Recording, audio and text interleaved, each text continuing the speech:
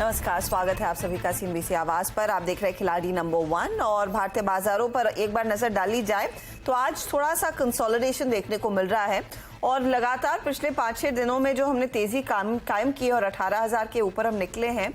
आप गौर करें तो डे हाई से ज्यादा दूरी नहीं है। डे हाई था 18,113 के आसपास और इस समय वहां से आप कुल गिने तो करीब 5-6 पॉइंट्स की ही गिरावट देखने को मिल रही है, तो विच इज नॉट बैड।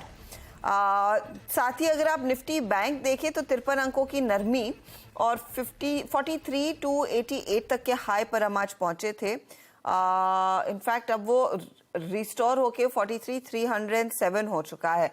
तो निफ्टी बैंक में नेशनल लेवल से एक अच्छी खासी रिकवरी 229 अंकों तक की आप देख रहे हैं। ये आपके सामने ताज़ा तस्वीर। एक्शन कहाँ पर है आज? एफएमसीजी काउंटर्स, आईटीसी, एचयूएल जैसे ट्रेड्स तेजी में, नेस्ले तेजी में, एशियन पेंट तेजी में, टाटा कंज्यूमर प्रोडक्ट्स तेजी में। तो ये पॉकेट है जो मजबूती दिखा रहा है। कल अल्ट्राटेक सीमेंट में मुनाफा वसूली आई थी, आज एक पुल बैक ट्रेड बनता दिखाई दिया है। और बैंकों में आप गौर करें तो एचडीएफसी बैंक, इंडसइंड बैंक जैसे स्टॉक्स में तेजी है, लेकिन सरकारी बैंकों पर दबाव बनता हुआ ये गो एयर पे जो एक्सपोजर लिया हुआ है उसका थोड़ा सा एक ओवरहैंग पीएसयू बैंक इंडेक्स में देखने को मिल सकता है आज। ये फिलहाल आपके लिए अब तक की ताजा तस्वीर है। तो अब हमारे जानकार क्या रणनीति अपनाएंगे, उनकी पोजीशनिंग कैसी है इस मार्केट में? निर्मल बंक की स्वाति होतकर, आईडीबीआई कैपिटल के ब्रजेश एल और वेलस्ट्रैटेजी.com के आशीष कयाल मौजूद है। तीनों के रिटर्न्स पहले जो कल तक इन्होंने बनाए वो आपकी स्क्रीन पर आ जाएंगे, फिर यहां से आगे की बात करेंगे। आशीष 2% प्लस के रिटर्न्स पर, स्वाति 1% के रिटर्न्स पर और लगभग आधे % के रिटर्न्स ब्रजेश के। आप तीनों का स्वागत है।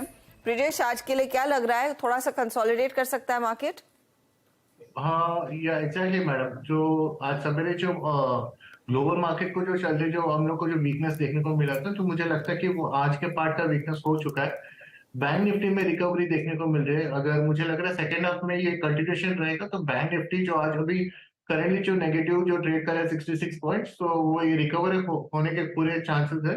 बैंक निफ्टी एक्सपायरी तक मैं 43,500 के आसपास देख रहा हूँ, तो मुझे पॉजिटिव लग रहा है। ओके, तो बैंक निफ्टी पॉजिटिव लग रहा है। होपफुली यहाँ पर और एक अच्छी रिकवरी जो देखने को मिली है वो और भी बेहतर होगी। स्वाति, आपकी अप्रोच इंडेक्स पर? इस इंडेक्स पे डेफिनेटली पॉजिटिव है। मुझे लगता है 18,170 18,100 के लेवल से एक स्ट्रॉन्ग रेजिस्टेंस लेवल है। बट आज जिस हिसाब से साइडवेज मोमेंटम में कोई मेजर करेक्शन हमें नजर नहीं आ रहा है, तो मैं कहूंगी कि ये साइडवेज जोन में चली जाएगी थोड़े टाइम के लिए, देन वापस हमें पुल बैक रैली नजर आ सकती है 18,200 to 300 के लेवल्स तक, as long as Nifty stage about 18,000 psychological है। 18,000 के लेवल्स काफी क्रूशियल है। जब तक उसके ऊपर स्टेबल है निफ्टी, तब तक हम लोग उम्मीद रख सकते हैं कि ये पुल बैक रैली धीरे धीरे हमें अपसाइड में मूव होते हुए नजर आएगी। तो कोई बड़ी दिक्कत नहीं है फिलहाल निफ्टी में। ओके, इंडेक्स में शायद बड़े मूव्स ना आए, स्टॉक स्पेसिफिक्स पर फोकस। आशीष, आपकी रणनीति क्या रहेगी? देखिए, ओवरऑल रुझान बाजार का बाय में ही है। आज हमने दबाव देखा है, ग्लोबल मार्केट्स में सेलिंग थी, यूएस में थी, उसके बाद में एक दबाव देखने को मिला है, लेकिन ये भी गैप फिलिंग एक्टिविटी फिलहाल चालू है। मेरे ख्याल से कंसोलिडेशन के बाद में अगर 18,180 का जो आंकड़ा है वो पार करते हैं तो हम 18,290 तक जा सकते हैं ऊपर में। नीचे में जो सपोर्ट है निफ्टी का वो करीबन 18,040 18,020 के आसपास का इंपॉर्टेंट सपोर्ट है। तो ये रेंज में रहेगा, लेकिन चुनिंदा स्टॉक्स में बाय करके चल सकते हैं। यहाँ पर अच्छी बाइंग अपॉर्चुनिटी मेरे ख्याल से मिल सकती है। ओके, तो ये फिलहाल आपके लिए इंडेक्स पर व्यू, लेकिन क्या ट्रेड्स हमारे जानकार लेंगे उस पर अब करते हैं फोकस। पहले तो इनके कल के टॉप कॉल्स लेकर आते हैं। आपको याद होगा कल ये मिड कैप आईटी पर फोकस था। स्वाति का फर्स्ट सोर्स करीब 2% तक के रिटर्न्स कमाने में कामयाब। जुबलेंट फूड ने भी करीब 2% के रिटर्न्स कमाए हैं। ब्रजेश केले और आशीष कयाल का कोची शिपयार्ड करीब 4% तक की कमाई करके गया। अब आज नया ट्रेड क्या लेना है? स्वाति, आप अपने फर्स्ट सोर्स को कैरी कर रही है, लेकिन बिरला सॉफ्ट में आपने कर लिया एग्जिट और जेएसएल के ट्रेड को भी कैरी किया है। नया ट्रेड आज का? यस, मैंने एक काउंटर क्लोज किया क्योंकि आज कुछ बाय कॉल देना चाहिए। बाकी के दो काउंटर्स मेरे जेएसएल और एफएसएल काफी अच्छे चल रहे हैं, पॉजिटिव मोमेंटम अभी भी इंटैक्ट है, तो मैं कैरी फॉरवर्ड करना चाहती हूँ क्योंकि मुझे उम्मीद है कि इसमें काफी अच्छी पॉजिटिव मोमेंटम हमें ड्यूरिंग द डे देखने मिल सकती है। आज के लिए मैं अभी के लिए वापस एक बाय कॉल इनिशिएट कर रही हूँ जो कि है फिन पाइप पे। करंटली ये स्टॉक 173 के आसपास चल रहा है, हाई टॉप्स हाई बॉटम्स में है। काफी दिनों का अगर आप चार्ट देखोगे, आर्ली चार्ट पे देखो, लास्ट 3 to 4 डेज में ये काफी साइडवेज मोमेंटम में चल रहा था। कंसोलिडेशन पे इसका ब्रेकआउट दिया है उसने 170 का। अपसाइड में आई बिलीव इसमें काफी स्ट्रॉन्ग पोटेंशियल है 185 to 190 के लेवल टेस्ट करने की। तो आप फिनपाइप करंट लेवल पे बाय कीजिएगा, स्टॉप लॉस प्लेस कीजिएगा 168 का for immediate target of 185 rupees. Finolex की बात कर रही हैं, राइट? आज स्वाति, यस आप फिनोलेक्स की बात कर रही हैं? Yes, Finolex pipe. Finolex industries होगा मेरे ख्याल में, वो स्पेसिफिकली पाइप्स नहीं है।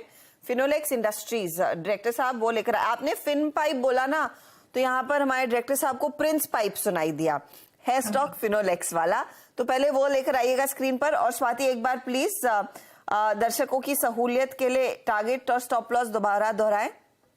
ये सभी करंटली काउंटर चल रहा है 173 के आसपास। नीचे में 168 का काफी क्रूशियल सपोर्ट है, जो कि प्रीवियस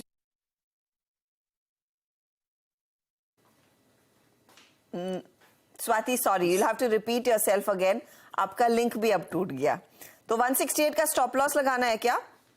यस, 168 का stop loss, immediate target will be 185 rupees. 185 Finolex industries, और फिनोलेक्स इंडस्ट्री में वो पाइप बिजनेस आता है। तो फिनोलेक्स पर एक तेजी का ट्रेड, 185 का टारगेट, 168 स्टॉप लॉस है। ब्रिजेश का पोर्टफोलियो देखते हैं। जुबिलेंट फूड कल का टॉप परफॉर्मर, इन्होंने आज सुबह में बुक किया है 465 के लेवल्स पर। फैक्ट ये कैरी कर रहे हैं और मेट्रो ब्रांड्स भी कर रहे हैं कैरी। नया ट्रेड आपका? मैडम मैं महिंद्रा सीआई ऑटोमोटिव, ये काउंटर है जिसपे मैं बाय लेना चाहूंगा। इस पे हालांकि अगर हम ऑब्जर्व करते थे लास्ट वीक में काफी स्ट्रॉन्ग बाइंग वॉल्यूम्स देखने को मिले थे, तो मुझे लगता है मोमेंटम में कहीं ना कहीं ये स्टॉक ऑल टाइम हाई को फिर से रीटेस्ट करेगा 460 का जो रेंज है।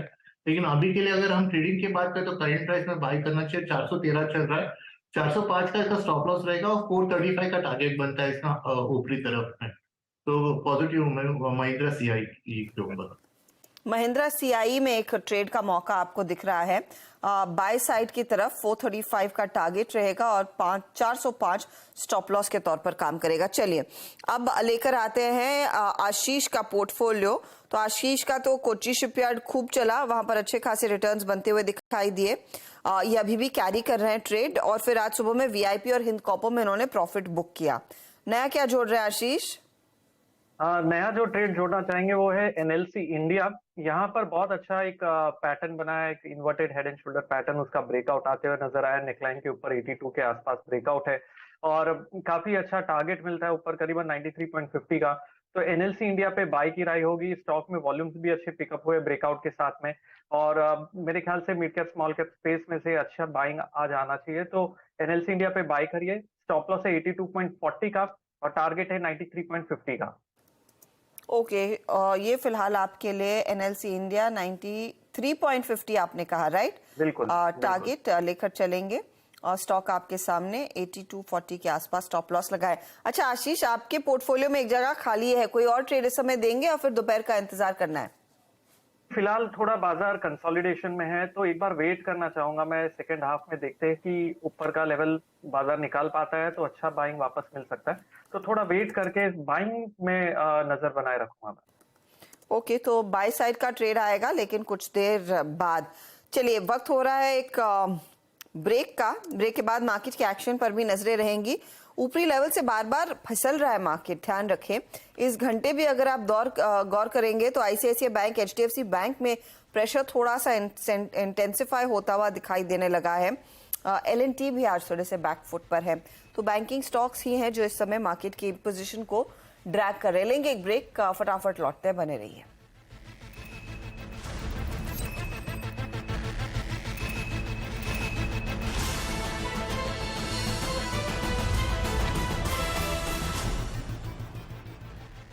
मैं गिरगिट हूँ, रंग बदलना मेरा काम है, लेकिन आपका वेल्थ मैनेजर वो उसे मुझे कॉपी नहीं करना चाहिए, है ना? चुनिए नुवामा। हम करते हैं वही जो आपके और आपके पैसों के लिए है सही। Nuvama, let's do it right. DTC London द्वारा best showroom award winner R Agarwal jewellers Kolkata Jaipur के बाद अब राउरकेला में जल्द ही आर अग्रवाल ज्वेलर्स, रिश्ता भरोसे का। Canara Bank presents Canara Premium Payroll Account. Free term insurance and instant overdraft facility. Avail unique advantages and benefits. Experience the best. Discover a world of banking possibilities with Canara Bank API Banking. You deserve the best. Canara Bank, together we can. जब भी मैं ठंडा खाती थी जैसे कि ice cream, मुझे एक झंझनाहट सी महसूस होती थी। ये बढ़ती जा रही थी ये प्रॉब्लम। पहले ठंडे से शुरू हुई, फिर गर्म खाने से हो रही थी, तब जाके मैंने डेंटिस्ट को दिखाया। उन्होंने कहा कि आप सेंसोडाइन यूज कीजिए। अब मुझे फ्रिज से कुछ ठंडा निकाल के खाना हो तो मुझे दोबारा सोचना नहीं पड़ता है। गोल्ड के बिना आपका इन्वेस्टमेंट पोर्टफोलियो कैसा लगता है? अधूरा।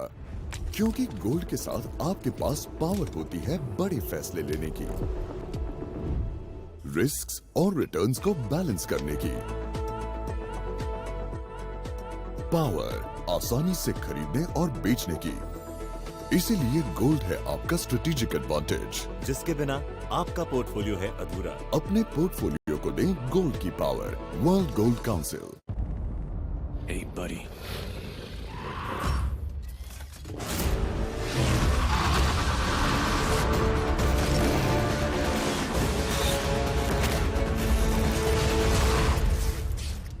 Hope you like them. Introducing Apollo Alpha. Add more thrill to your beast. Local cooler ने निकाल दिया ना पसीना, ले आए CFD टेक्नोलॉजी वाला सिम्फनी एयर कूलर जो दे पूरी कूलिंग पूरे सीजन। ये स्नैक्स एंजॉय करने का नया तरीका है, स्मार्ट तरीका है। पर आपको पता है और क्या स्मार्ट है? Investing on angel one, zero brokerage and full convenience. अब तो मैं सिर्फ फूड शेयर करता हूँ, ब्रोकरेज नहीं। Investments in securities markets are subject to market risks. Read all the related documents carefully before investing. Raj Nandini Metal Limited. We are India's leading manufacturer of copper wire rods, fine copper wire and house wire and cables. A name of trust with a legacy of 13 years. Raj Nandini Metal Limited. Let's you and me step out and see how blue the sky, how tall the trees.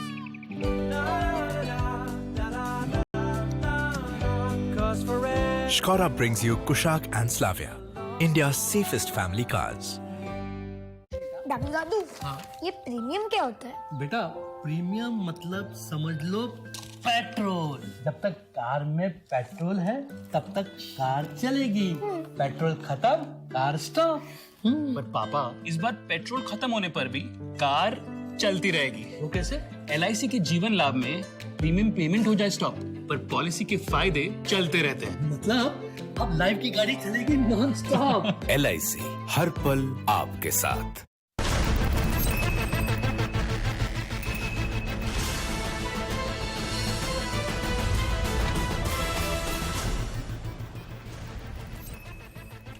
अब देख रहे हैं खिलाड़ी number 1। Market में थोड़ी बहुत मुनाफा वसूली हावी होती हुई दिखाई दे रही है। एक तो भारतीय बाजारों में वो गो एयर का जो ओवरहैंग है वो बैंकों पर भारी पड़ता हुआ दिखाई दिया, लेकिन अगर आप ध्यान दें हमारे लिए ग्लोबल क्यूज इतने खास अच्छे नहीं आते हुए दिखाई दे रहे हैं।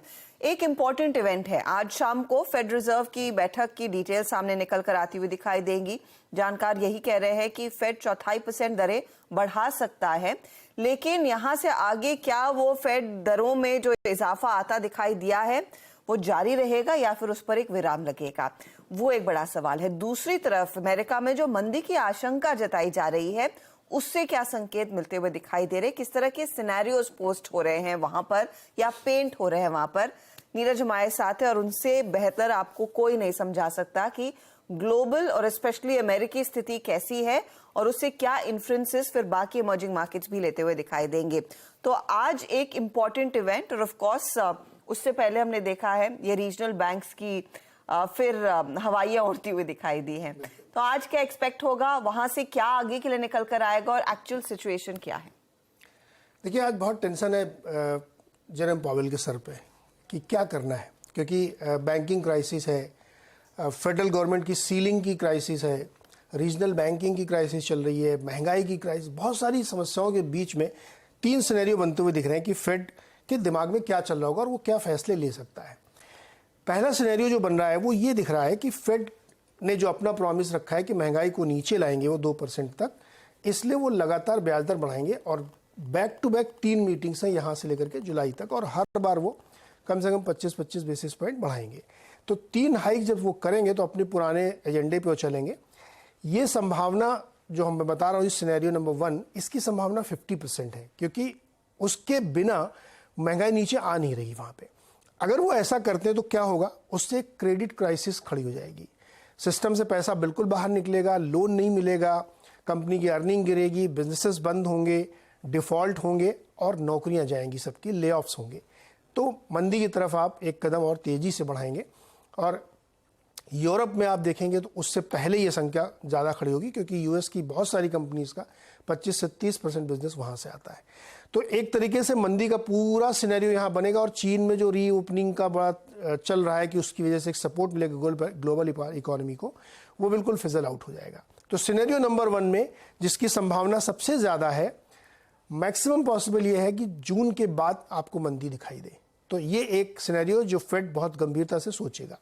दूसरा सिनेरियो ये हो सकता है कि अगर पूरे दुनिया के सेंट्रल बैंक ये सोच रहे हैं कि बैंक की क्राइसिस हो रही है, लोगों की नौकरियां जा रही हैं और हम एक ग्लोबल रिसेशन में जा रहे हैं, तो क्यों ना हम पॉज कर दें और पिछले जो अब तक की हाइक्स की हैं उसका लैग इम्पैक्ट देखें। ये एक सिनेरियो हो सकता है, इंडिया ने करके दिखाया ये, हालांकि बहुत जगहों पे अभी तक नहीं हुआ है।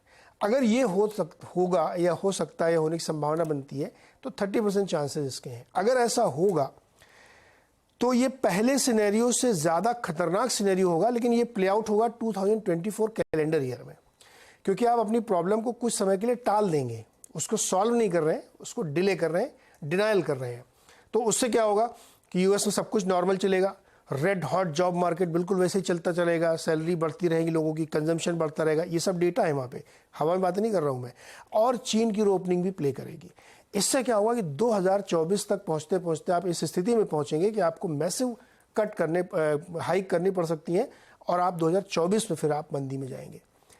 तो ये भी सिनेरियो है, 30% संभावना इसकी। तीसरा सिनेरियो बनता है कि कुछ ऐसा हो जाए कि इन्फ्लेशन अपने आप नीचे आ रहा है तो आता ही चला जाए, लोगों की नौकरियां भी थोड़ी कम हो जाए, है ना, और बैंकों की जो समस्या अपने आप सुलझ जाए, युद्ध खत्म हो जाए, चीन में ओपनिंग की वजह से ग्लोबल इकोनॉमी और बूम करे, ऐसी खुशफहमियां हो सकती हैं, हम सोच सकते हैं। तो एक तीसरा सिनेरियो बनता है। इसके चांसेस बहुत ही कम 20% है या असंभव, ये एक ऐसी हम लोग ऐसी रोजी पिक्चर बना रहे हैं जो हो नहीं सकती। तो इन 3 सिनेरियो को देखते हुए पहले 2 में ज़्यादा विचार करेंगे फेड चेयरमैन, और इन दोनों सिनेरियो के हिसाब से ये तय है कि ग्लोबल इकोनॉमी में एक रिसेशन आएगा। वो सॉफ्ट हार्ड कैसा कब, ये एक मैटर ऑफ फैक्ट है, लेकिन ये ऐसा लगता है कि ये होना तय है, क्योंकि सिचुएशन अभी भी कंट्रोल में है नहीं किसी के, तो इसलिए सब लोग ट्राई कर रहे हैं। और इन 3 सिनेरियो की बात मैं इसलिए कर रहा हूँ। 3 अलग अलग सिनेरियो, लेकिन एक सिनेरियो तो कल आज शाम तक साफ हो जाएगा, है ना? मतलब तीसरा वाला सबसे अच्छा नहीं, सब कुछ अपने आप ठीक हो जाए। भगवान यही वाला रिएक्शन उधर के हाथ में है सब, फिर क्योंकि अब आप जो कोशिश कर रहे हो वो तो फेल होते जा रही है, एग्जैक्टली, है ना? तो अब इवेंचुअली कैसी सिचुएशन बैठेगी, और ये कहते हैं ना कि ये आप ही का करा गुजरा है जिसकी आप भुगत रहे हो। आपने इतना पैसा बांट दिया था, अब उसके रैमिफिकेशंस देखने को मिल रहे हैं। इस बीच एक और डिबेट शुरू हुई, आपने जरूर पढ़ा होगा, डी-डॉलराइजेशन की, है ना? पूरी दुनिया में ये चर्चाएं चल रही हैं। Dollar is the biggest terrorist. हाँ, dollar is the biggest terrorist. बाद में हालांकि उन्होंने इस वर्ड को वापस लिया, लेकिन उस पर डिबेट दुनिया भर में चल रही कि क्या डॉलर को किल किया जाए, डॉलर की स्ट्रेंथ खत्म की जाए। मुझे लगता है कि ये सिर्फ सोचने वाली खाम ख्याली है। आप डॉलर को हिला भी नहीं पाएंगे अगले 50 साल तक। तो ये डिबेट्स अच्छी हैं, लेकिन हो नहीं सकता। लेकिन एक रीज़न वो है कि डॉलर को जितना स्ट्रॉन्ग कर रहे हैं कमोडिटी प्राइसेस, उतने ज़्यादा टूट रहे हैं। बहरहाल ये सब चीज़ें डिस्कशन की हम लोग आज रात में देखेंगे क्या फैसला होता है, फिर कल सुबह डिटेल में चर्चा होगी। लेकिन कई बड़ी चीजें हैं जिस पर मार्केट की नजरें रहेंगी, और ये ऐसा नहीं कि यूएस में क्या हो रहा है उससे हमारा क्या लेना देना। वहां पर जो भी होगा उसका फ्लोज पर इम्पैक्ट आता है, और फ्लोज का ही कनेक्शन भारतीय बाजारों से जुड़ा हुआ है। हालांकि माय डोमेस्टिक इंस्टीट्यूशंस टचवुड अब तक अच्छा खासा पैसा डाल रहे हैं। चले नीरज जी, शुक्रिया इस अपडेट के लिए। अब फोकस वापस लौटते हैं हमारे खिलाड़ी नंबर 1 पर, और आप ये पोजीशंस जो सिनेरियोस पेंट कर रहे थे, आशीष की तरफ से एक पोजीशन आई है, ब्रिजेश ने भी एक पोजीशन चेंज किया। आशीष बताइए, नया ट्रेड है या फिर जो ट्रेड बना है उसमें मुनाफा बुक कर रहे हैं? नहीं, फिलहाल तो नया ट्रेड नहीं है। कोचिन शिपयार्ड में मैंने मुनाफा बुक किया है क्योंकि ओवरऑल यहाँ से एक सेलिंग प्रेशर थोड़ा सा बाजार में बनता हुआ नजर आ रहा है। 18,100 के ऊपर निफ्टी सस्टेन नहीं कर पा रहा है, तो इसमें एक बार प्रॉफिट बुक करके निकल जाना ही बेटर होगा। और यहाँ पर वेट करके देखेंगे दूसरा एक स्टॉक जोड़ने के पहले कि थोड़ी स्टेबिलिटी सेकेंड हाफ में अगर आती है और मार्केट में यहाँ से फिर से 18,150 से 18,180 का आंकड़ा छू सकता है तो शायद अच्छी बाइंग वापस मिलेगी। तो मेरा ध्यान रहेगा 18,040 के सपोर्ट के आसपास और 18,150 के आसपास निफ्टी पे। ओके, तो ये फिलहाल कोची शिपयार्ड में फिलहाल एग्जिट आपने किया है और जगह खाली रखी है नए ट्रेड्स जोड़ने के लिए। ब्रिजेश ने भी इनफैक्ट इस बीच कुछ ट्रेड में बदलाव का मन बनाया। ब्रिजेश, क्या कर रहे हैं आप? मैडम, जो कल मेट्रो ब्रांड का जो कॉल दिया था वो मुझे लग रहा है कि वो उतने मोमेंटम नहीं आ रहा है, तो मैंने उसको एग्जिट कर दिया है। तो अभी मैंने नया यूनाइटेड स्पिरिट्स मैकडॉवेल में मैंने एक तेजी का कॉल जोड़ा हुआ है। मुझे लग रहा है कि एक रेंज ब्रेकआउट एक्सपेक्ट कर सकता है। 800 850 तक का ऊपरी तरफ में एक व्यू है, तो मैं उसको करंट प्राइस 791 में लेना चाहूंगा। 10 रुपए का स्टॉप लॉस रहेगा 780 का, और मेरा टारगेट प्राइस 815 के करीब रहेगा। तो 15 के लिए आप कह रहे हैं तेजी का ट्रेड, 780 का स्टॉप लॉस। यूनाइटेड स्पिरिट्स, ये है फिलहाल आपके लिए वो नया ट्रेड जो ब्रिजेश ने लिया है। तो अगर आपने कोई ट्रेड लिया तो यूएसएल का और एक एग्जिट किया, और आशीष ने भी एक एग्जिट किया है। अब आशीष के पोर्टफोलियो में भी जगह है नए ट्रेड्स जोड़ने की। चलिए अब आपके लिए लेकर आते हैं। आशीष ने अब एक ही ट्रेड जोड़ा है 9350 के टारगेट के साथ। एनएलसी, जिसे हम नेवली लिग्नाइट कहते थे, 8240 स्टॉप लॉस के तौर पर काम करेगा। आधे % के गेंस यहाँ पर बनते दिखाई दे रहे हैं। स्वाति ने जेएसएल कैरी किया, 300 का target, 272 stop loss. First source भी कैरी कर रही है, 130 का टारगेट, 113 का स्टॉप लॉस। फिनोलेक्स इंडस्ट्रीज 185 के टारगेट के लिए तेजी, 168 आपके लिए स्टॉप लॉस का काम करेगा। 2% ऊपर नियरली फर्स्ट सोर्स। जेएसएल 0.4%, 1.32% के रिटर्न फिनोलेक्स जोड़ता हुआ। ब्रिजेश के पोर्टफोलियो में देखें तो फैक्ट अब कैरी किया है 371 के टारगेट के लिए, 343 का स्टॉप लॉस। महिंद्रा सीआई इन्होंने पहले जोड़ा, 435 का टारगेट, 405 स्टॉप लॉस है। फिर मेट्रो को निकाला है और यूएसएल को जोड़ा है अभी अभी, 815 का टारगेट और 780 का है स्टॉप लॉस। ये है फिलहाल आपके लिए स्थिति। फैक्ट 0.37 जोड़ रहा है, यूएसएल 0.13%, महिंद्रा सीआई 0.16% के हल्के से प्रेशर में है। अब ओवरऑल रिटर्न्स की स्थिति आपकी स्क्रीन पर आ जाएगी। ये देखिए, मुकाबला इंटरेस्टिंग होता जा रहा है। आशीष कयाल 4.37% के रिटर्न्स पर, स्वाति 3.2% के रिटर्न्स पर है, ब्रिजेश है 1.58% के रिटर्न्स पर। आगे कुछ और बदलाव आएंगे और वो अपडेट्स आपके लिए हम ऑफ कोर्स हमारे सोशल मीडिया हैंडल्स पर शेयर करेंगे और 1 बजे एक अपडेट तो लेंगे ही। ऑल द बेस्ट आप तीनों को आज के लिए। चलिए वक्त हो रहा है एक ब्रेक का। ब्रेक के बाद फोकस कमोडिटी मार्केट के एक्शन पर। आप बने रहे CNBC आवाज के साथ।